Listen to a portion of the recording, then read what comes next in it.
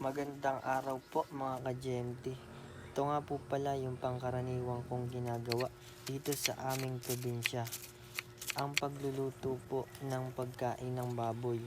Dahil nga po sa sobrang mahal ng feeds, gumagawa na po kami ng paraan para po makatipid po sa pagkain ng ating mga alagang baboy. Kumukuha po kami ng dahon ng San Fernando o yung gabing malalaking dahon para po ilaga at ipakain sa mga alaga naming baboy. Dito po sa parang ito, mas nakakatipid po kami sa feeds dahil po mas maraming gulay ang aming maipakain at kalahati lamang ng feeds ang ihahalo.